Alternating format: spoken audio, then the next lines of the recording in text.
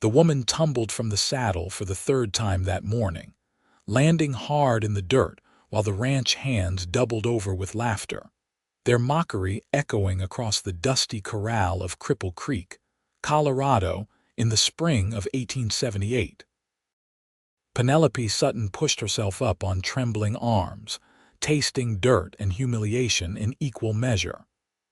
Her traveling dress, already ruined from 2 previous falls, now bore a fresh coating of reddish dust that seemed determined to become permanent.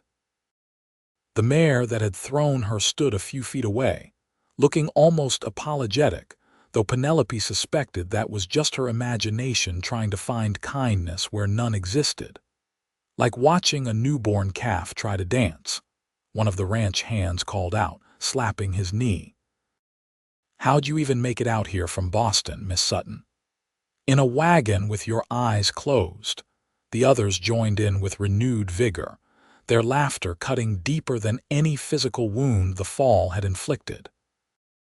Penelope felt heat rising in her cheeks that had nothing to do with the high-altitude sun beating down on the valley. She had arrived in Cripple Creek 3 weeks ago to settle her late uncle's affairs, only to discover that his estate consisted primarily of a small ranch that required someone who actually knew how to manage livestock and ride horses, 2 skills she conspicuously lacked. "That is enough."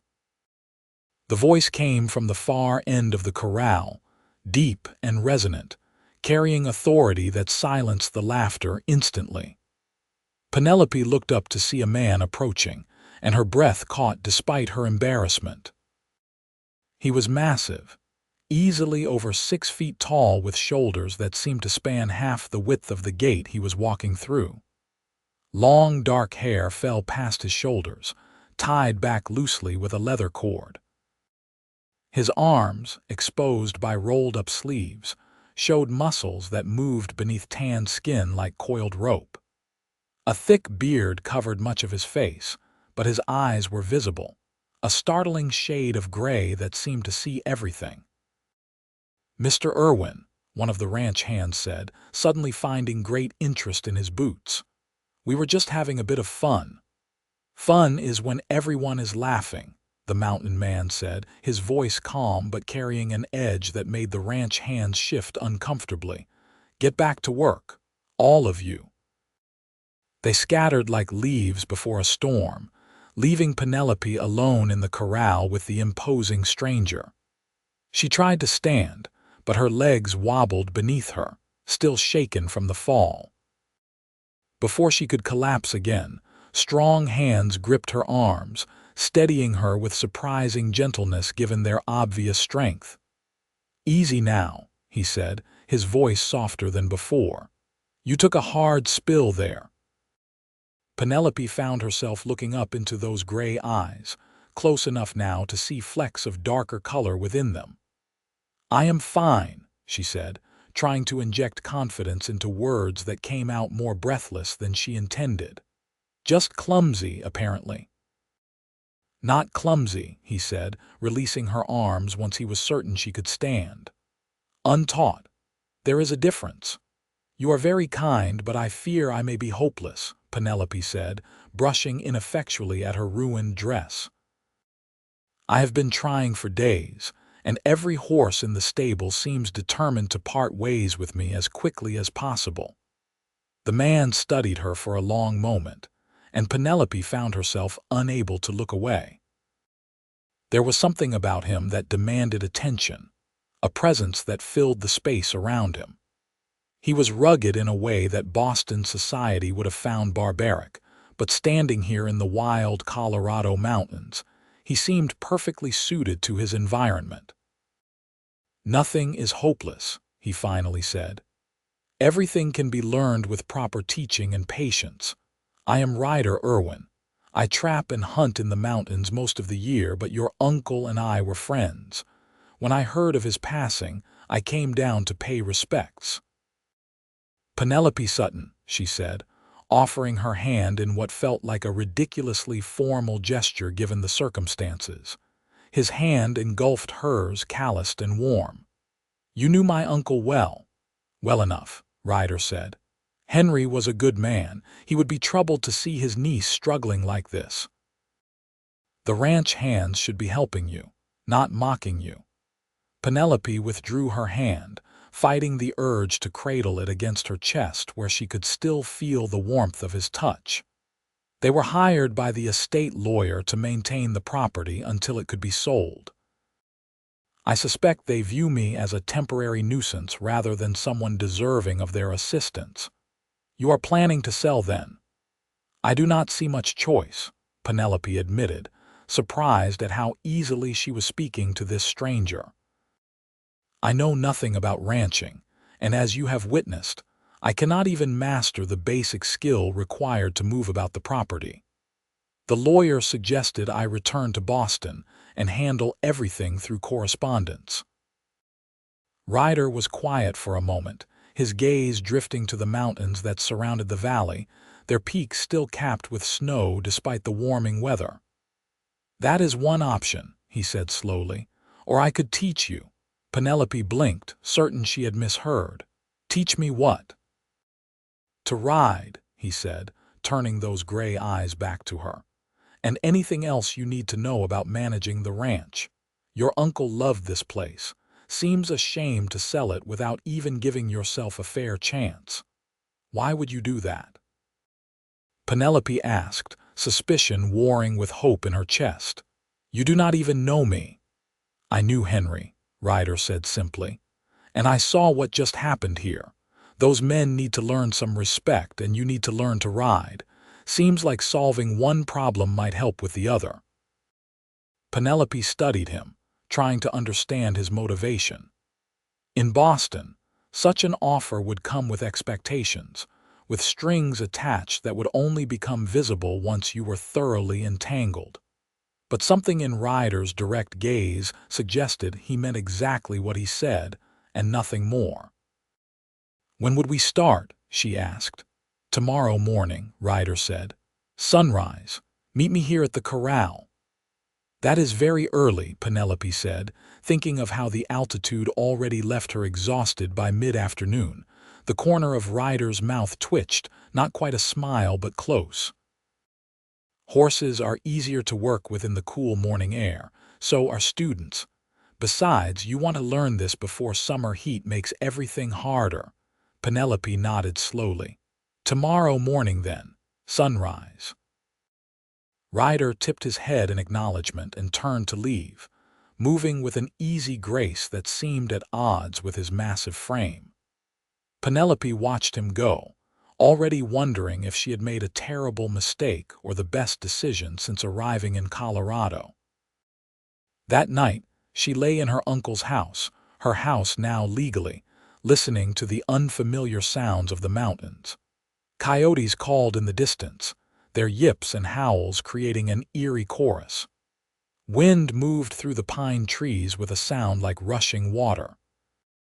Everything was so different from Boston, where the sounds of civilization never truly stopped, where gas lamps kept the darkness at bay, where she had known exactly who she was and what her life would be. Here, she was adrift, unmoored from everything familiar. The thought of selling the ranch and returning home was tempting in its simplicity.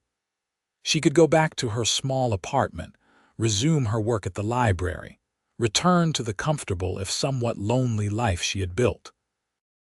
But something held her here, something beyond the legal complications of the estate.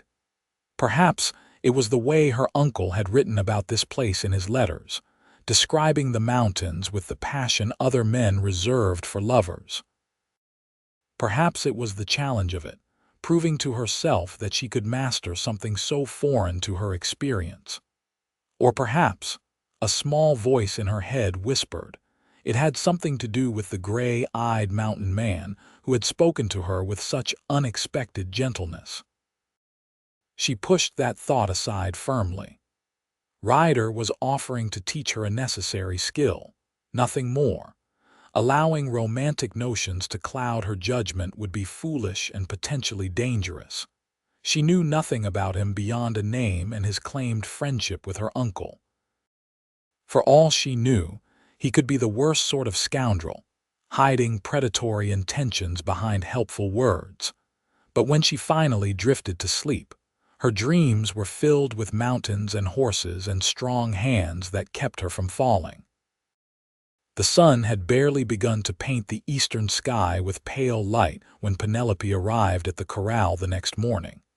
She had chosen her most practical dress, a simple brown cotton that had seen her through the journey from Boston. Her hair was braided and pinned securely, and she wore sturdy boots rather than the impractical shoes that had been sliding in the stirrups during her previous attempts. Ryder was already there, standing beside two horses that she recognized from the stable. One was the gentle mare who had thrown her the day before. The other was a massive gelding, easily 17 hands tall, with a coat the color of deep mahogany. "You are early," Ryder said, approval evident in his voice. "That is good. Shows you are serious about this." "I gave you my word I would be here," Penelope said, approaching cautiously. The horses turned their heads to regard her with large, liquid eyes that seemed far too knowing. "Many people give their word easily," Ryder said. "Following through is what matters. Come here. Before you get on a horse, you need to understand them." For the next hour, Ryder taught her about horses in a way no one had before. Not as vehicles to be mounted and directed, but as living creatures with thoughts and feelings and preferences. He showed her how to approach without startling them, how to read their body language, how to touch them in ways that built trust rather than fear. "A horse can feel a fly land on their skin," he explained, guiding her hand along the mare's neck in long, firm strokes. "They are sensitive, aware. When you sit on their back, they feel every shift in your weight, every tension in your body. If you are afraid, they know it. If you are uncertain, they know that too."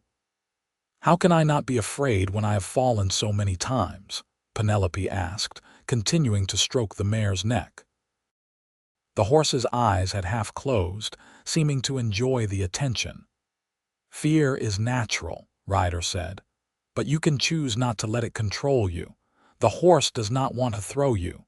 She threw you before because she could feel your fear, your tension. You were fighting her, trying to force something instead of working together."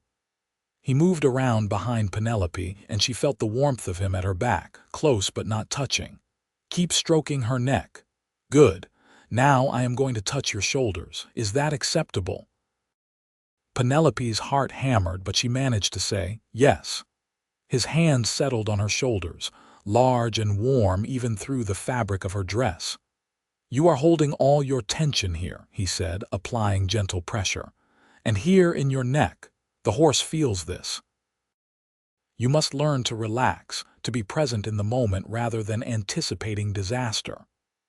"That is easier said than done," Penelope managed, acutely aware of his proximity, the scent of pine and leather that seemed to surround him. "Close your eyes," Ryder said softly. "Focus on your breathing. Feel the sun on your face. Listen to the sounds around you. The birds, the wind, the horse breathing beside you. Let your shoulders drop. There. Better." Penelope did as he instructed, and slowly, incrementally, she felt some of the constant tension she carried begin to ease. The morning air was cool and clear, scented with pine, and the green smell of grass awakening from winter dormancy. Birds called to each other in complex conversations she could not understand but found soothing nonetheless. "When you ride," Ryder continued, his voice low and calm, "you must bring this feeling with you, relaxed but aware. Present. The horse will respond to that, will trust you because you trust yourself." He stepped back, and Penelope felt the loss of his warmth like a physical thing. She opened her eyes to find him watching her with an expression she could not quite read. "Ready to try again?" he asked. Penelope looked at the mare, who was watching her with what might have been curiosity. "Yes," she said, and was surprised to find she meant it. This time, when Ryder helped her into the saddle, everything felt different. He talked her through each step, explaining not just what to do but why. How to position her feet in the stirrups, where to rest her weight, how to hold the reins with enough contact to communicate, but not so much that she was pulling on the horse's sensitive mouth. "Remember to breathe," he said, standing at the mare's head, one hand on the bridle. "She can feel if you are holding your breath. It tells her something is wrong." Penelope consciously released the breath she had been holding. The mare's ears swiveled back toward her, listening. "Good," Ryder said. "Now I am going to lead her around the corral. Just sit. Do not try to control anything yet. Get used to the motion, the feeling of being up there. Let your body move with hers." He began to walk, and the mare followed obediently. Penelope gripped the saddle horn tightly at first, but gradually, following Ryder's patient instructions, she began to relax into the horse's rhythm. It was like a dance, she realized, a gentle swaying that her body could learn to follow once she stopped fighting it. They circled the corral a dozen times, Ryder maintaining a steady commentary, pointing out when she was tensing up, praising her when she remembered to breathe and relax. The sun climbed higher, warming the morning air, and Penelope found herself actually enjoying the experience. "How does it feel?" Ryder asked, bringing the mare to a stop. "Better," Penelope admitted. "Completely different from before." "That is because you are working with the horse instead of against her," Ryder said. "Tomorrow we will work on you controlling her movements. For today, this is enough." Best to end on success, build confidence gradually. He helped her down, his hand spanning her waist, lowering her gently to the ground. For a moment they stood close together, and Penelope found herself looking up into his bearded face, wondering what expression lay beneath all that hair. "Thank you," she said softly. "This was much better than any previous attempt." "You did the work," Ryder said, releasing her and stepping back. "I just pointed you in the right direction. Same time tomorrow, I will be here," Penelope promised. Over the following weeks, Penelope's riding lessons became the axis around which her days revolved. Every morning at sunrise, she met Ryder at the corral, and every morning he patiently guided her through new skills: how to mount and dismount on her own, how to guide the horse with subtle shifts in weight and gentle pressure from her legs, how to trot without bouncing painfully in the saddle, how to canter, that glorious rocking motion that felt like flying once she learned to move with it. The ranch hands, initially amused by her continued efforts, gradually fell silent in the face of her obvious progress. There was something about Ryder's presence that discouraged mockery. He never said anything directly threatening, but his sheer physical presence and the quiet confidence he carried made men think twice before speaking carelessly. Penelope began to learn other things too, absorbing knowledge about the ranch itself. Ryder seemed to know everything about managing land and livestock, and he shared this information readily, answering her endless questions with patience that never wavered. "Your uncle had good instincts for this country," Ryder told her one morning as they rode out to check fence lines. Penelope was on the mare, whose name she had learned was Daisy, while Ryder sat astride his massive gelding, Thunder. "He understood that you work with the land, not against it. Some of these newcomers, they try to impose their will, force the mountains to bend to their vision. Never works out well." "How long have you lived here?" Penelope asked, comfortable enough now in the saddle to manage conversation while riding. "Most of my life," Ryder said. "My father was a trapper, brought me into these mountains when I was barely old enough to walk, taught me everything he knew before he passed. I have been on my own since I was 17. "That must have been difficult," Penelope said, trying to imagine being alone in this vast wilderness at such a young age. Ryder shrugged, his broad shoulders rising and falling. It was all I knew. The mountains provide if you know how to read them, how to respect them. In some ways, it is easier than dealing with people and their complications.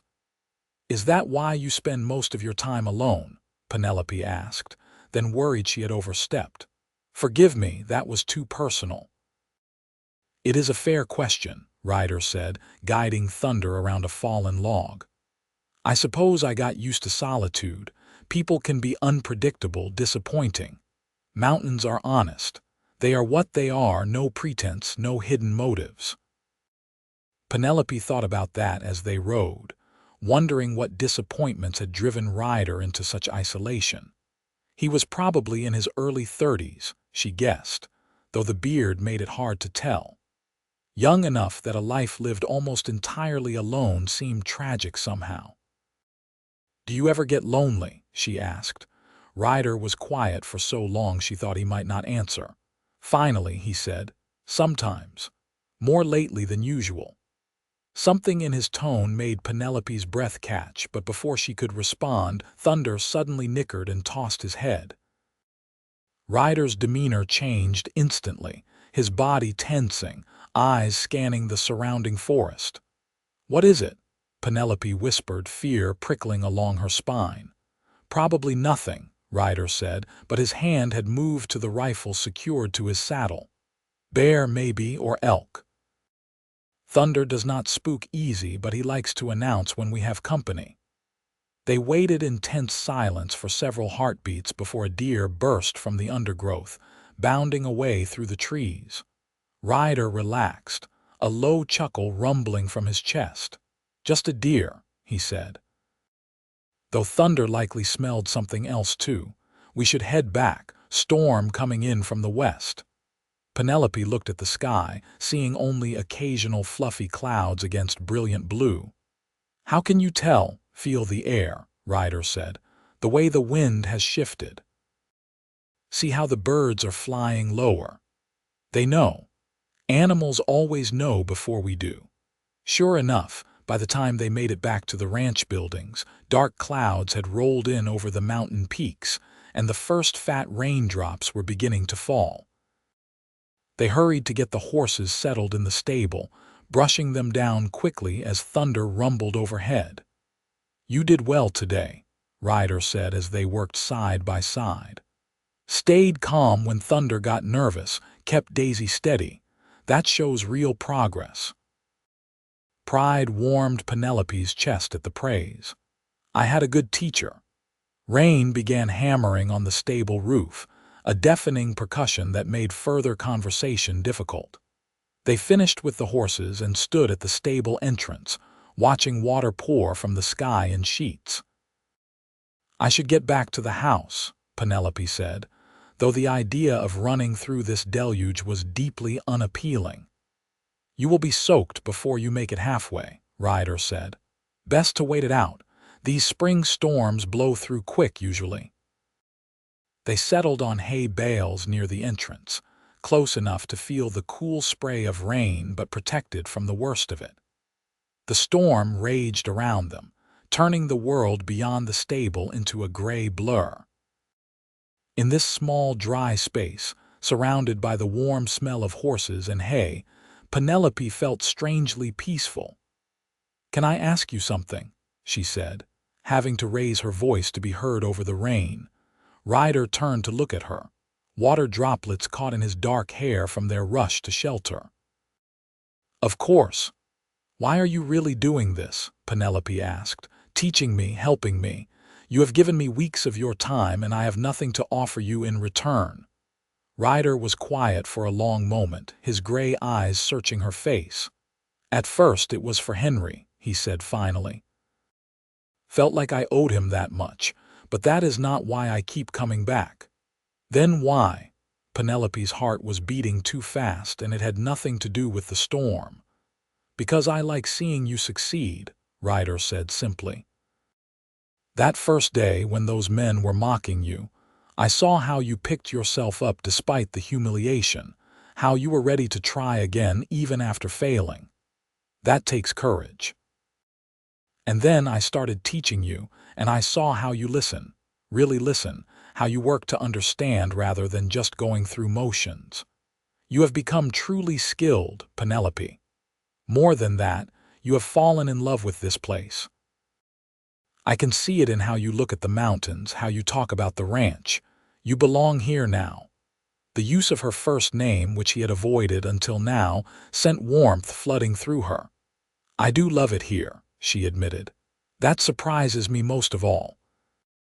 I expected to hate everything about Colorado, to count the days until I could return to Boston. Instead, I find myself dreading the thought of leaving. Then do not leave, Ryder said, his voice low and intense. Stay, make a life here. It is not that simple, Penelope said, though her heart argued otherwise. I have responsibilities back home, a job, friends, and I cannot manage this ranch alone. I still know so little. You know more than you think, Ryder said, and you would not be alone. I would help you. You have your own life, Penelope protested weakly. Your trapping, your cabin in the mountains, I cannot ask you to give that up. You are not asking, Ryder said. I am offering. They stared at each other, and Penelope felt the weight of decision pressing down on her. This was a crossroads moment, she realized, one of those pivot points where a life could turn in an entirely new direction. I need time to think, she said finally. This is a huge decision. Ryder nodded, though something in his expression suggested disappointment. Of course. I should not have pushed. The rain is letting up. I will walk you back to the house. They crossed the muddy yard together, stepping carefully over puddles and rivulets of running water. At the porch steps, Ryder paused. Take all the time you need, he said. But Penelope, know this. I have lived 32 years, most of them alone, and I never once regretted that solitude. Not until I met you. Now I am not so certain that being alone is what I want anymore. Before she could respond, he turned and strode away into the misty afternoon, leaving Penelope standing on the porch with her mind whirling and her heart pounding so hard she was certain it could be heard back in Boston. The following days brought a subtle shift in their dynamic. The lessons continued, expanding now to include ranch management beyond just riding. Ryder taught her about cattle, showing her how to read the health of the herd, how to spot illness or injury. He explained water rights and grazing rotation, fence maintenance and predator management. The ranch hands, sensing some change in the wind, began treating her with more respect, actually answering her questions instead of dismissing her. You have them trained well, Penelope joked one afternoon after one of the hands actually called her Madam and tipped his hat. Ryder, who was helping her repair a section of fence, looked up from the wire he was stretching. I have not done anything. That is all you. They respect competence, and you have proven yourself competent. More than that, you have proven you are willing to work, to get your hands dirty. That matters out here. Penelope looked at her hands, noting the calluses developing on her palms, the dirt permanently embedded under her nails despite vigorous scrubbing. A few months ago, such things would have horrified her. Now they felt like badges of honor. I received a letter from Boston yesterday, she said, focusing on the fence post she was bracing while Ryder secured the wire. The library asking when I plan to return. They have held my position as long as they can. She felt rather than saw Ryder's hand still on the wire. What did you tell them? I have not responded yet, Penelope admitted. I keep starting letters and then stopping. Nothing I write feels true. What would be true? Ryder asked quietly. Penelope took a breath, steadying herself. That I do not want to return. That the thought of leaving here, leaving this ranch, leaving you, makes me feel like I cannot breathe properly. But I am afraid. Ryder set down his tools and came around the fence post to stand in front of her. Afraid of what? Of making the wrong choice, Penelope said, meeting his eyes. Of staying for the wrong reasons or leaving and regretting it forever. Of this thing between us, whatever it is, because I have never felt anything like it and I do not know what to do with it. This thing between us, Ryder repeated slowly, has a name, Penelope. Does it? She whispered. I think you know it does, Ryder said. He reached out slowly, giving her time to pull away, and cupped her face in his calloused hand. I am not a man of fancy words. I spend most of my time talking to horses and trees, but I know that I wake up every morning looking forward to seeing you. I know that your smile makes something tight in my chest loosen. I know that the thought of you leaving, of going back to Boston and never seeing you again, is unbearable. Penelope leaned into his touch, her own hand coming up to cover his. I am falling in love with you, she said, the words tumbling out before she could stop them. I think I have been for weeks, maybe from the very first day, and it terrifies me because it is so fast, so unexpected. Nothing fast about it, Ryder said, his thumb brushing gently across her cheekbone. We have spent nearly every day together for 2 months. I have seen you at your most frustrated, your most determined, your most joyful. I know how you bite your lip when you are concentrating, how you hum to the horses when you think no one is listening, how you tilt your face to the sun like you are drinking in the warmth. I know you, Penelope Sutton, and I love what I know. Tears pricked at Penelope's eyes. I know you too, she said. I know how patient you are, how gentle despite your size and strength. I know how you care for the animals, how you talk to them with such respect. I know that you see things others miss, that you move through the world with awareness most people never develop. I know that you make me feel safe and challenged and alive all at once. Then stay, Ryder said, leaning closer.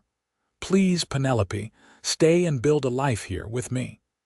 Yes, Penelope breathed, and then his lips were on hers, gentle at first, almost hesitant, then deeper as she pressed closer. His arms came around her, lifting her slightly off the ground, and she wrapped her own arms around his neck, her fingers tangling in his long hair. When they finally broke apart, both breathing hard, Ryder rested his forehead against hers. I have wanted to do that for so long, he admitted. Why did you wait? Penelope asked, still holding on to him.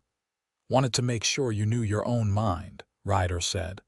Wanted you to choose this life, this place, for the right reasons. Not because of loneliness or obligation or anything else. Needed you to choose it freely. I choose it, Penelope said firmly. I choose all of it. The ranch, Colorado, you, especially you. Ryder kissed her again, longer this time, thorough and claiming, and Penelope felt any lingering doubts dissolve like morning mist before the sun. This was right. This was where she belonged. The news that Penelope was staying, and that she and Ryder were courting, spread through Cripple Creek faster than wildfire through dry timber. The reaction was mixed. Some of the townspeople, particularly those who had known her uncle, seemed pleased. Others, especially some of the unmarried women who had harbored hopes regarding the handsome mountain man, were less enthusiastic. Let them talk, Ryder said when Penelope mentioned the gossip. People always need something to occupy their minds. We know the truth of things. That is what matters. They had fallen into a comfortable routine. Ryder had moved out of his mountain cabin temporarily, taking up residence in the small bunkhouse on the ranch property so they could work together more easily while still maintaining propriety.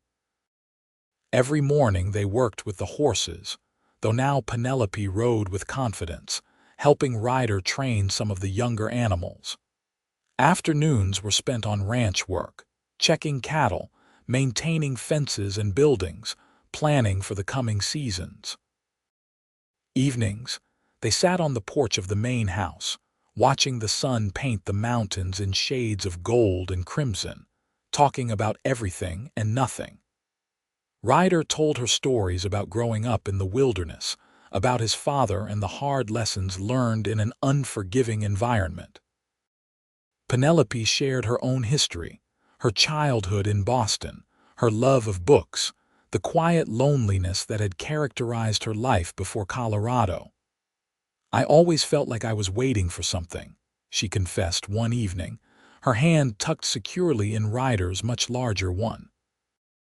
"Like real life was happening somewhere else to other people. Now I realize I was waiting for this, for you." "I was not waiting," Ryder said, bringing her hand to his lips. "I had convinced myself I did not need anyone, that solitude was a strength rather than a limitation. You showed me differently." As summer advanced toward its peak, they made plans.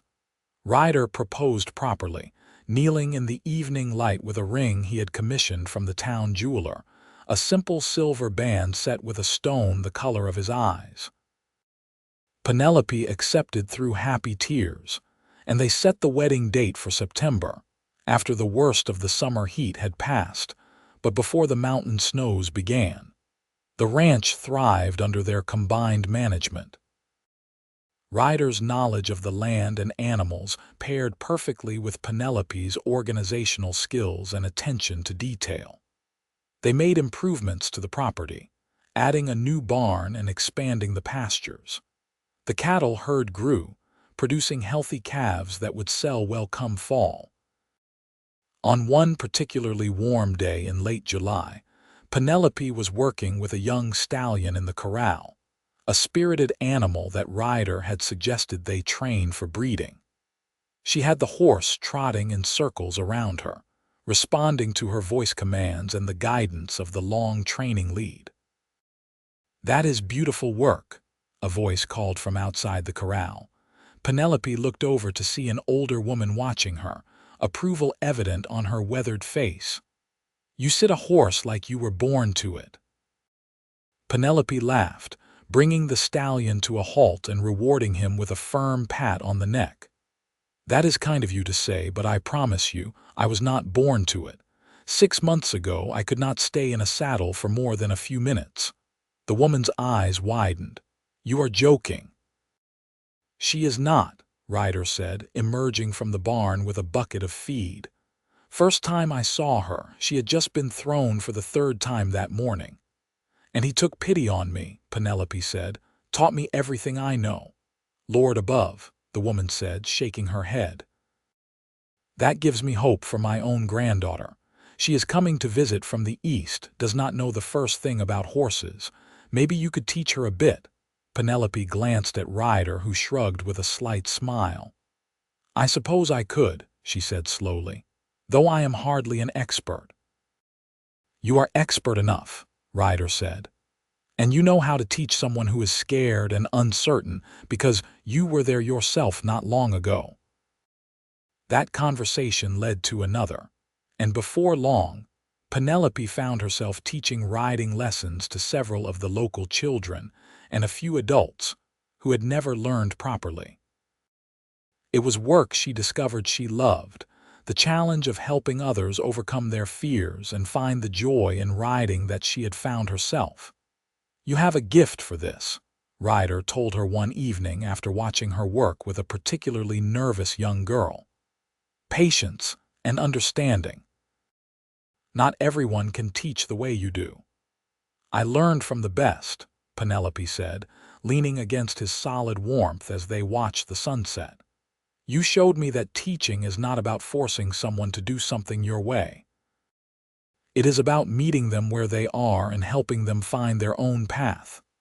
"When did you get so wise?" Ryder teased, pressing a kiss to the top of her head. "I have always been wise," Penelope retorted. "You just gave me the space to show it." September arrived with cooler temperatures and aspens beginning to turn gold on the mountainsides. The wedding was small, held at the ranch with the minister from town officiating. Most of Cripple Creek turned out for the celebration, curiosity if nothing else drawing them. Penelope wore a simple cream-colored dress that she had sewn herself, with wildflowers in her hair that Ryder had picked that morning from the high meadows. When Ryder saw her walking toward him, his eyes grew suspiciously bright. "You are so beautiful," he said when she reached him, taking both her hands in his. "And you clean up remarkably well," Penelope said, admiring how he had trimmed his beard and tamed his hair, though it still fell past his shoulders.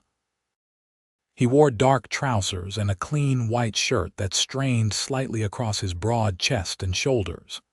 The ceremony itself was brief, but the words they spoke to each other were heartfelt and binding. When the minister pronounced them married and Ryder kissed her, a cheer went up from the assembled guests. The celebration that followed lasted well into the night, with music and dancing and more food than the assembled crowd could possibly consume. "Happy?" Ryder asked during a rare quiet moment, holding Penelope close as they swayed to music played by a local fiddle player. "More than I knew was possible," Penelope answered honestly. "I keep thinking about that woman who arrived here last spring, so lost and out of place. She feels like a different person entirely."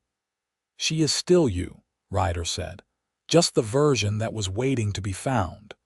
That night, in the house that was now truly theirs, Ryder carried Penelope over the threshold and up the stairs to the bedroom they would now share. He set her down gently, his hands trembling slightly with emotion or restraint or both. "I will be gentle," he promised, cupping her face in his hands. "I trust you," Penelope said, and proved it by reaching up to begin unbuttoning his shirt. Their coming together was tender and passionate by turns, Ryder's strength tempered by care, Penelope's inexperience giving way to instinct and desire. When they finally lay tangled together in the aftermath, both breathless and satisfied, Penelope felt complete in a way she had not known she was incomplete. "I love you," she whispered against his chest, feeling his heart beating strong and steady beneath her ear. "I love you too," Ryder rumbled, his arms tightening around her. "More than mountains, more than sky. You are everything, Penelope." Fall slipped into winter, the first snows dusting the peaks and gradually working their way down into the valley. Ryder taught Penelope about surviving the hard months, how to prepare the ranch for storms, how to keep the livestock safe when temperatures plummeted and snow piled high. They worked together through the shortening days and spent the long evenings by the fire, reading aloud to each other or simply sitting in comfortable silence. During a particularly fierce blizzard in January, they were snowed in for nearly a week. Rather than feeling trapped, Penelope reveled in the enforced intimacy, the way the world narrowed to just the two of them and the warm bubble of their home. They made love slowly in the firelight, talked about their hopes for the future, planned improvements to the ranch for the coming spring. "I want children," Penelope said one night, her head pillowed on Ryder's shoulder. "Is that something you want as well?" "I want everything with you," Ryder said, his hand stroking slowly through her unbound hair. "Children, grandchildren, a whole life built together." "I want to grow old with you, Penelope. Want to sit on that porch when we are gray and weathered, watching our grandchildren learn to ride the way I taught you." "That sounds perfect," Penelope murmured, already half asleep. Spring came again, bringing new life to the mountains and the valley. The cattle produced a strong calf crop. The horses they had been training sold for good prices, and Penelope's riding students increased in number.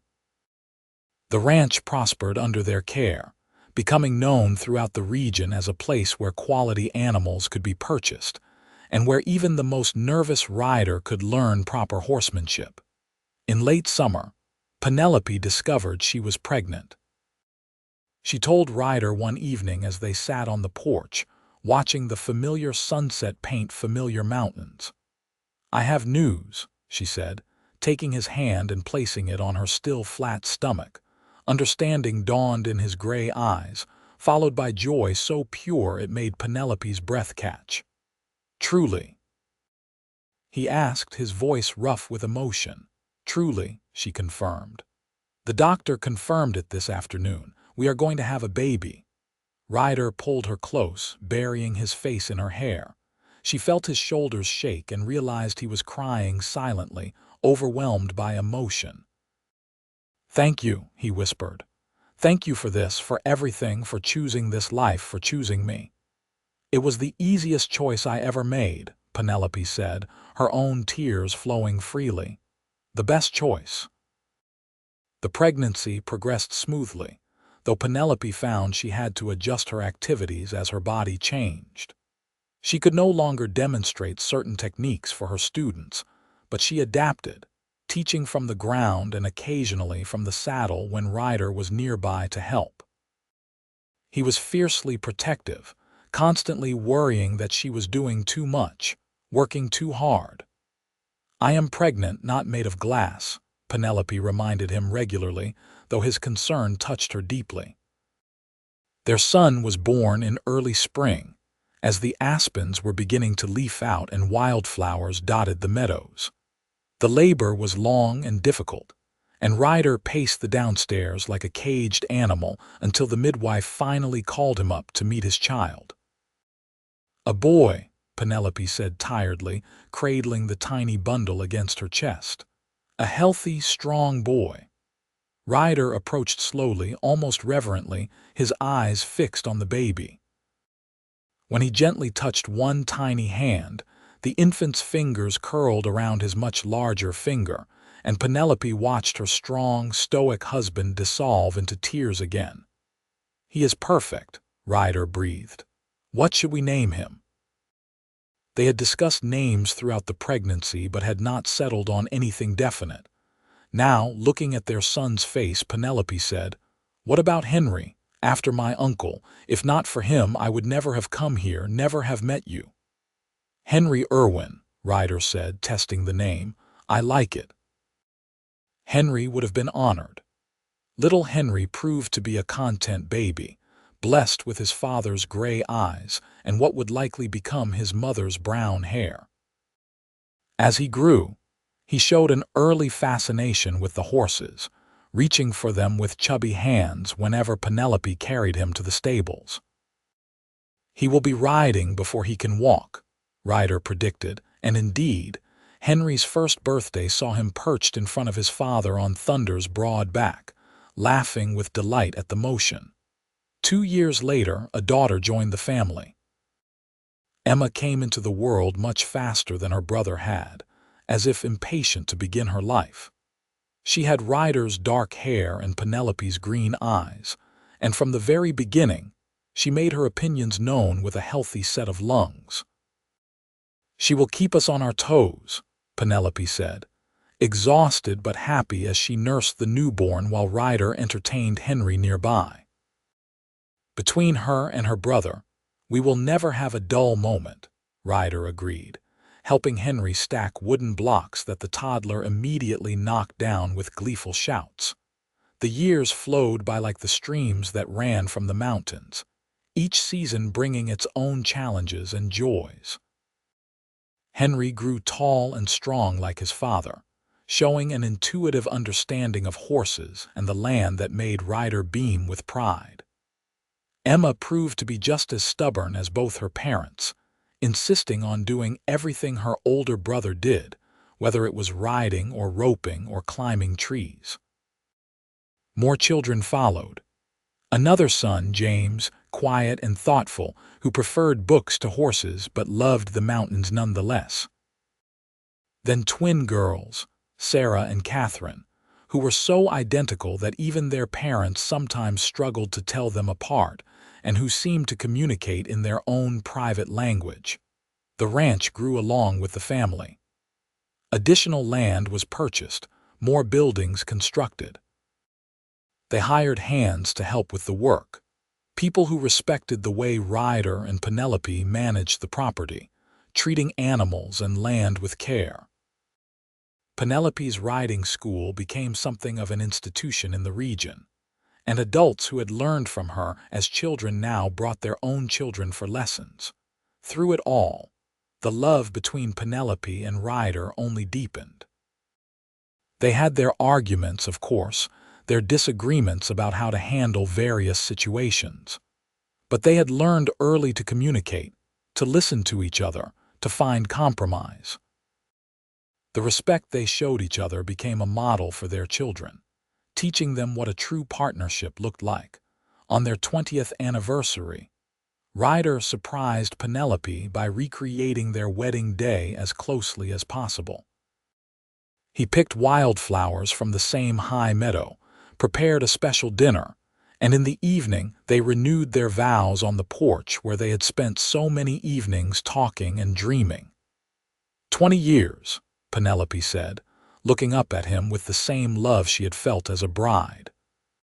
Sometimes it feels like yesterday, and sometimes it feels like forever. The good kind of forever, Ryder said, pulling her close, the kind I want to last even longer. Their children grew and eventually began lives of their own.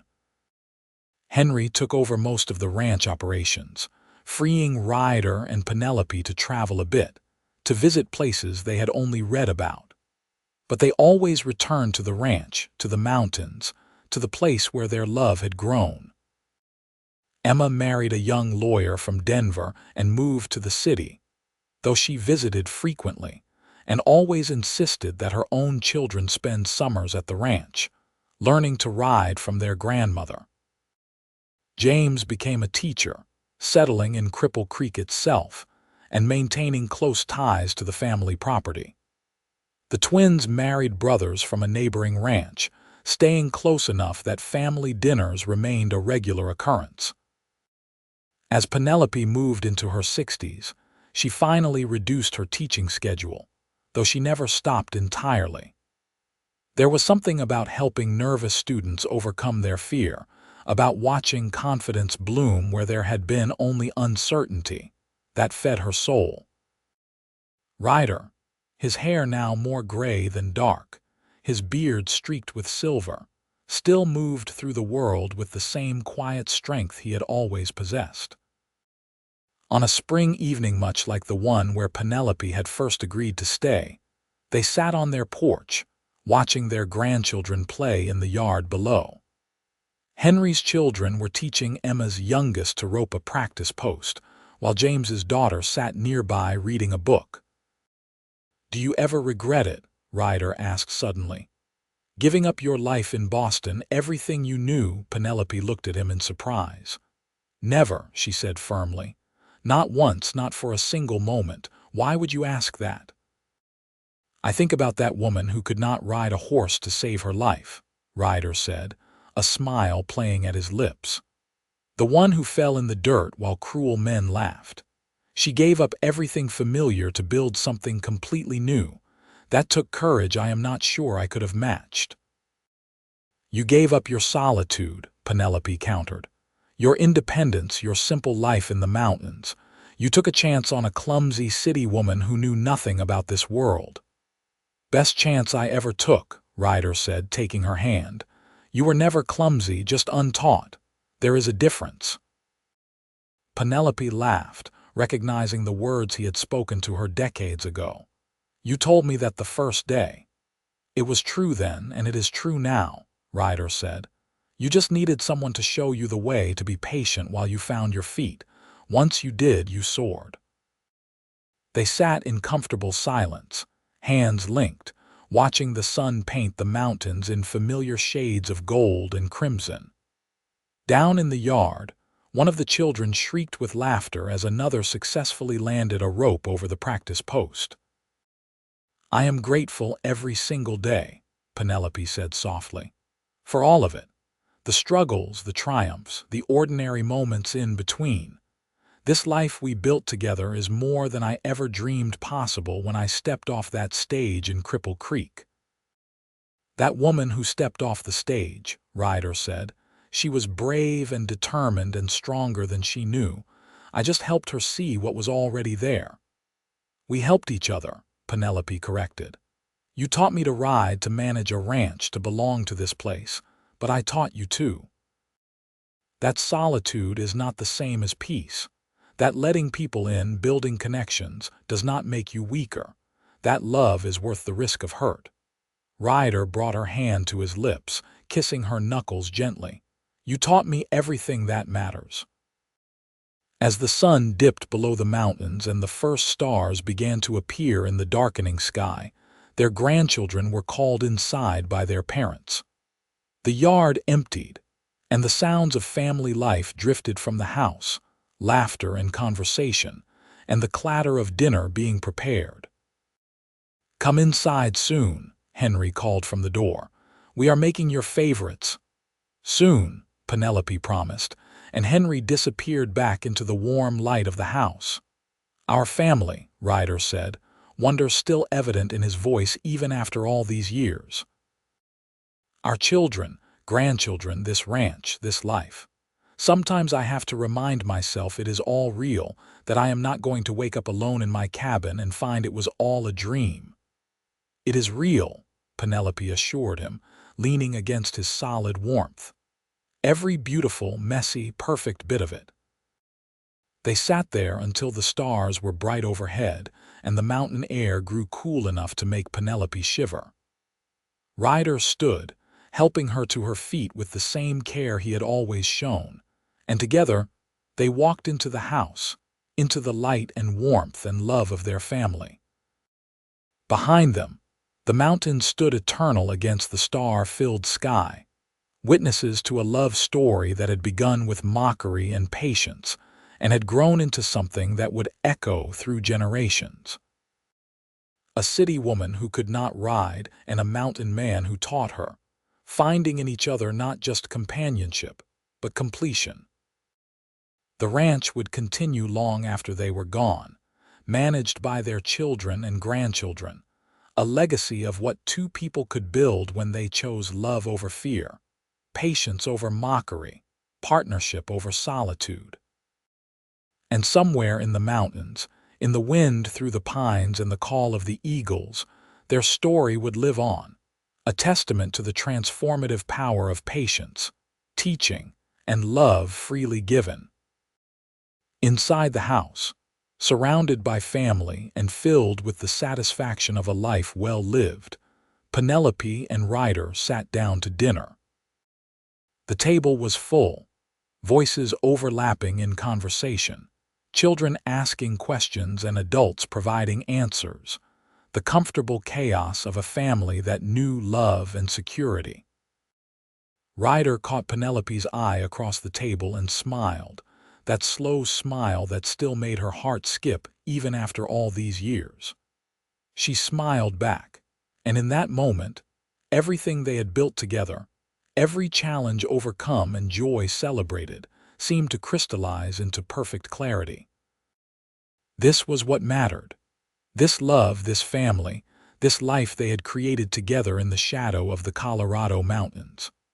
Penelope Sutton, who had once fallen from a horse while cruel men mocked her, had found not just her seat in the saddle, but her place in the world. And Ryder Irwin, the solitary mountain man who had thought he needed no one, had discovered that the greatest strength came not from standing alone, but from standing together. The meal continued, plates passing and conversations flowing, and through it all, Penelope felt the deep contentment of someone who had found exactly where they belonged. The journey from that dusty corral to this full table had been long and sometimes difficult, but every step had been worth it. As the evening wore on and the younger grandchildren began to yawn, families prepared to depart or head to the bedrooms set aside for them.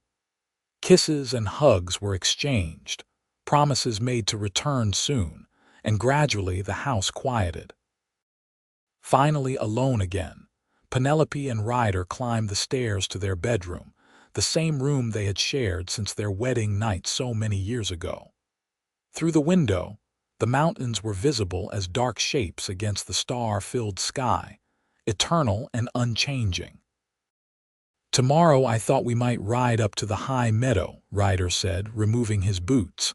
"The wildflowers should be starting to bloom." "I would like that," Penelope said, brushing out her hair, now streaked with silver. "Just the two of us, like old times." "Every time is old times and new times both," Ryder said, coming to stand behind her. He took the brush from her hands and continued the strokes himself, a small intimacy they had developed over years of marriage. Every day with you is familiar and surprising all at once.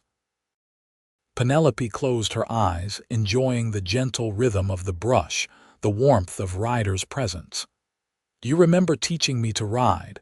How patient you were, even when I must have been so frustrating." "You were never frustrating," Ryder said. "Determined, yes. Scared but trying anyway, absolutely. But never frustrating. I admired you from the very beginning." "I fell in love with you so quickly," Penelope confessed. "It terrified me, how completely I felt drawn to you, but I could not imagine any other outcome now. We were always meant to find each other." "The mountains brought us together," Ryder said, setting down the brush and turning her to face him. "Your uncle's ranch, my friendship with him, your courage in trying despite your fear. All of it led here." He cupped her face in his hands, those same strong, calloused hands that had first touched her with such gentle care all those years ago. "I love you, Penelope. More now than even on our wedding day, and I loved you fiercely then." "I love you too," Penelope said, rising on her toes to kiss him. "My patient teacher, my partner, my love. Thank you for seeing who I could become and helping me get there." "You got yourself there," Ryder corrected gently. "I just held the reins while you learned to fly." They held each other in the quiet of their bedroom, two people who had built an extraordinary life from humble beginnings. Outside, the mountains stood watch as they had for millennia, and would for millennia more. But for Ryder and Penelope Irwin, the time they had been given was enough. More than enough. It was everything. In the morning, they would ride to the high meadow as planned. In the weeks and months and years to come, they would continue to tend their ranch, teach their grandchildren, and love each other with the steady devotion that had characterized their entire marriage. They would face whatever challenges came with the same partnership that had carried them through every difficulty thus far. But for now, in this moment, they simply held each other and counted their blessings. A woman who could not ride a horse had learned not just to ride, but to soar. A solitary mountain man had discovered that the greatest adventure was not in conquering peaks alone, but in building a life with someone you loved. Together, they had created something that would outlast them both, a legacy of love and patience and the courage to choose a new path. And as they finally settled into sleep, wrapped in each other's arms, the mountains kept their silent vigil, and the stars wheeled overhead in their eternal dance, and all was as it should be.